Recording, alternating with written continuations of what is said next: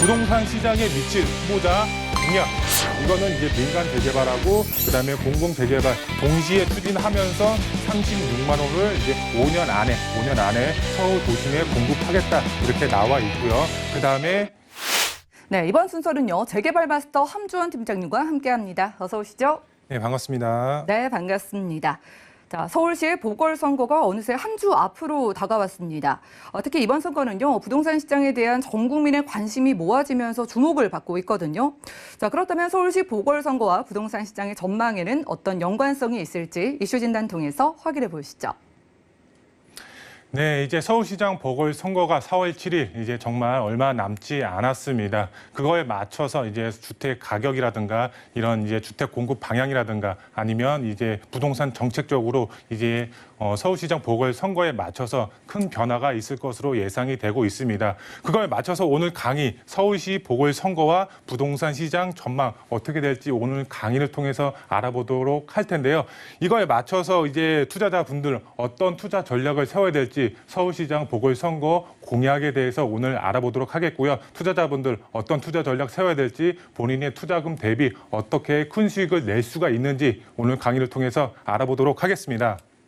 먼저 강의 순서 이제 세 가지로 말씀을 드릴 텐데요. 먼저 첫 번째로 서울시장 보궐선거 여론조사 결과가 나왔습니다. 여론조사 결과가 어떻게 되어 있는지 이제 첫 번째로 알아보도록 하겠고요. 두 번째로 부동산 시장에 미칠 후보자 공약은 어떻게 되어 있는지 두 번째. 그다음에 마지막 세 번째로 이 후보자의 공약에 맞춰서 이제 투자 전략을 세우셔야 되는데 그 지역이 어디인지 마지막 세 번째로 함께 알아보도록 하겠습니다. 이제 보도 내용 보시게 되면 야당이죠. 야당 이제 단일화가 됐습니다. 이제 단일화 첫 여론조사 결과가 나왔는데요. 오세훈 후보가 이제 55%. 여론조사 결과 연령대, 지역별, 이제 이념 성향별, 이제 성별 이렇게 이게 쭉 나와 있는데요. 우선 연령대를 보시게 되면 연령대 이제 20대를 보시게 되면 60%, 그다음에 21% 이렇게 이제 오세훈 후보가 좀 더 이렇게 앞섰다고 보시면 될 것 같고요. 30대 보시면은 역시 54%대 이제 37%, 40대는 이제 박영선 후보가 57%로 좀 더 높고요. 그다음에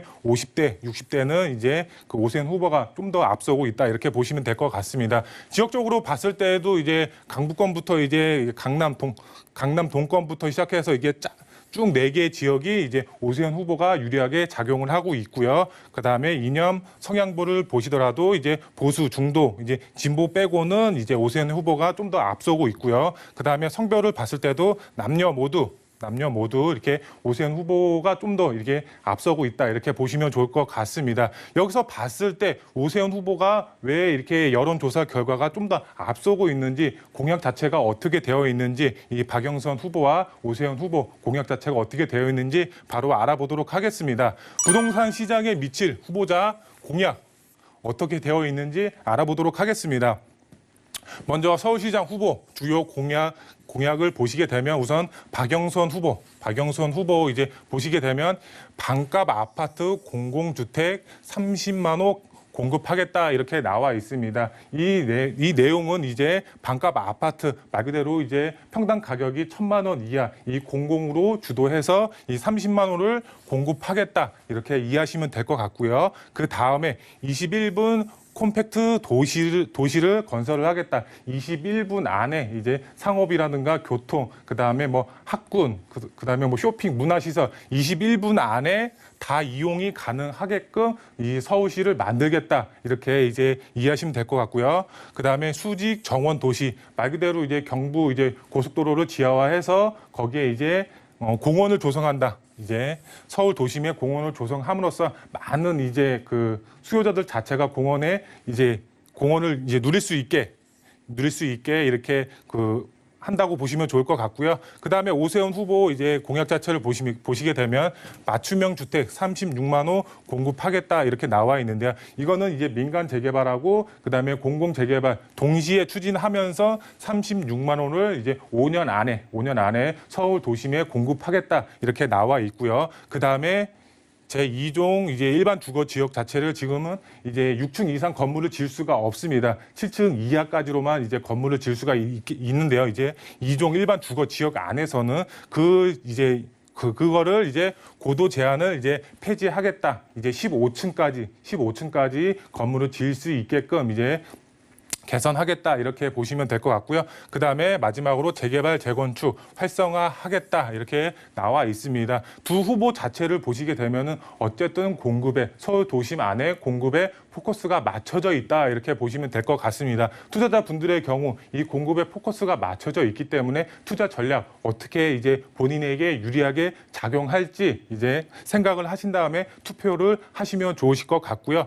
그다음에 여기 보시게 되면 토지 임대부 주택 찬반별 이렇게 나와 있습니다. 여기서 보시게 되면 오세훈 후보와 그다음에 박영선 후보가 있습니다. 토지 임대부 자체가 이제 공공으로 시행이 돼서 이 주택을 공급하는 찬반이라고 보시면 좋을 것 같은데요. 이 오세훈 후보 이제 찬성을 보시게 되면 30% 정도 되고요. 그다음에 반대의 경우는 80%로 압도적으로 높습니다. 이 박영선 후보 같은 경우는 찬성한다가 62%, 그다음에 반대한다 이제 11%로 가장 낮습니다. 정말 이제 상반된 결과라고 보시면 될 것 같고요. 그다음에 아래쪽 보시게 되면 이제 재개발, 재건축, 활성화, 찬반별이라고 나와 있습니다. 이거는 이제 민간 재개발과 이제 민간 이제 재건축이라고 보시면 좋을 것 같은데요. 오세훈 후보 이제 보시게 되면 찬성이 63%, 반대가 이제 40% 조금 안 됩니다. 그다음에 박영순 후보 보시게 되면은 이제 찬성이 30%, 그다음에 반대 자체가 50%입니다. 정말 이제 또 상반된 결과라고 이제 보시면 좋을 것 같은데요. 어쨌든 이제 이렇게 상반된 결과라고 하더라도 서울 도심 자체의 공급 자체가 부족한 상황이라고 보시면 될 것 같습니다. 정부 자체에서도 공급 자체가 부족한 거를 인정을 했죠. 그래서 이제 공급 자체를 크게 획기적으로 늘릴 계획을 가지고 있습니다. 요번에 이제 서울시장 후보들 자체들도 이제 많은 이제 그 공약을 펼치고 있지만 거기에 포커스가 바로 이제 주택 공급에 포커스가 맞춰져 있다고 보시면 될 것 같은데요. 여기서 중요한 점은 박영선 후보 같은 경우는 공공 주도 하에 이제 정비 사업을 추진한다 이렇게 이해하시면 될 것 같고요. 거기에 또 오세훈 후보 자체로는 민간 주도로 이제 정비 사업을 추진하면서 주택을 공급할 계획을 가지고 있다 이렇게 이해하시면 될 것 같습니다. 하지만 이제 시장의 흐름 자체는 이제 오세훈 후보 자체가 좀 유리하게 이제 작용을 하는 것 같습니다. 여론조사 결과를 보면요, 투자자의 흐름은 앞으로 민간 재개발에 포커스를 맞추셔서 투자의 전략 세우시면 정말 큰 수익, 2021년도 정말 큰 수익 보실 수 있지 않나 이렇게 말씀을 드릴 수가 있겠고요. 여기에 맞춰서 이 민간 재개발 자체가 이제 앞으로 활성화될 것으로 보여지고 있습니다. 이 재건축의 경우는 투자금 자체가 너무 높게 들어가죠. 그래서 이제 소액으로 접근을 하실 수가 없지만 이 민간 재개발 같은 경우는 소액으로 접근을 하실 수가 있죠. 이제 재개발 자체가 활성화된다고 하면은 그러면은 이 재개발이 가능한 예정지 정말 소액으로 이제 될 수밖에 없는 지역에 이제 투자의 전략을 세우셔야 되는데 그 지역 어디인지 마지막 세 번째로 알아볼 텐데요. 이제 이곳을 주목하셔라. 제가 두 지역 추천드릴 수가 있겠는데요. 우선 연신내 지역과 자양동 지역 이렇게 두 지역 추천을 드릴 수가 있겠습니다. 이 두 지역 다 이제 재개발 가능한 지역이라고 보시면 좋을 것 같은데요. 우선 연신내 지역 보시게 되면 연신내 지역 지도를 보시게 되면 중앙에 위치를 하고 있습니다. 여기에 이제 가장 큰 개발 호재가 바로 GTX A 노선이라고 할 수가 있겠습니다. 이 GTX A 노선 3, 4년 후에 1년 정도 더 늦어질 수도 있다라는 말이 나오고 있습니다. 그러면 이제 4, 5년 후에 이제 개통이 예정이 되어 있는데요. 연신내역에 이제 최고의 교통의 호재가 있는 지역이라고 보시면 좋을 것 같습니다. 이 GTX A 노선이 있기 때문에 추천을 드리냐? 그게 아닙니다. 이 연신내 역세권의 최고의 이제 장점 중에 하나가 바로 주변이 노후되어 있다는 점입니다. 노후가 되어 있기 때문에 재개발이 될 수밖에 없는 지역입니다. 재개발을 통해서 아파트 단지로 변했는데 여기에 GTX A 노선이 다니고 있다. 그러면 집가는 어느 정도 올라갈까요? 정말 상상할 수도 없을 정도로 큰 폭으로 집가가 상승이 될 수밖에 없는 그런 여력을 가지고 있고요. 투자자분들 정말 큰 수익 내실 수가 있는 그런 지역이라고 보시면 좋을 것 같습니다. 이쪽 지역으로도 지금 추진위원회가 설립이 되어 있습니다. 임시긴 하지만 정식 추진위원회는 아니고 임시 추진위원회가 설립이 되어 있습니다. 거기에 맞춰서 이제 민간 재개발을 추진을 하고 있기 때문에 동의서도 지금 걷고 있고요. 그거에 맞춰서 이제 투자를 하셨을 때 피 자체가 없기 때문에 정말 소액으로 접근을 하실 수가 있겠습니다. 서울 도심 안에서도 정말 가성비 있게 투자 하실 수가 있는 지역이라고 보시면 좋을 것 같고요. 그 다음 지역 바로 광진구 자양동이라고 할 수가 있겠습니다. 광진구 자양동 정말 입지적인 장점을 가지고 있습니다. 왜? 바로 한강을 남향으로 바라볼 수 있는 입지적인 장점을 가지고 있습니다. 여기에 강남의 접근성, 정말 다리 하나만 건너가면 만날 수가 있는 지역, 바로 강남이라고 볼 수가 있겠는데요. 이 강남의 접근성이 상당히 탁월한 지역 중에 하나입니다. 그거에 맞춰서 업무 지구의 접근성이 상당히 탁월하기 때문에 그 수요 자체가 바로 광진구 자양동으로 오면서 정말 집가 상승, 지금도 계속 이루어지고 있지만 앞으로 이제 민간 재개발이 활성화됐을 때 그런 수요자들 자체, 그다음에 이제 투자의 수요 자체가 밀집될 것으로 예상이 되어 있기 때문에 그만큼 수익률 자체가 크게 가져가실 수가 있겠고요. 여기서 이제 보시게 되면 이제 주변으로 다양한 정비 사업도 지금 현재 활발하게 추진이 되고 있습니다. 민간 재개발이 활성화됐을 때 정말 한강 변 아파트로 변했을 때 집가 상승률 정말 크게 가져가실 수가 있는 이제 투자 가치, 입지 가치 정말 높은 지역이라고 보시면 좋을 것 같고요. 이쪽 지역도 지금 임시긴 하지만 추진위원회가 설립이 됐습니다. 그만큼 이제 우리 민간 재개발에 투자를 할 때 노후만 되어 있다고 해서 재개발이 되는 게 아닙니다. 이런 추진위원회 자체가 누군가는 앞장서서 이제 재개발을 진행을 할 때 그때 이제 재개발이 진행이 된다고 보시면 좋을 것 같은데요. 이런 추진위원회가 있고 없고의 차이 굉장히 큽니다.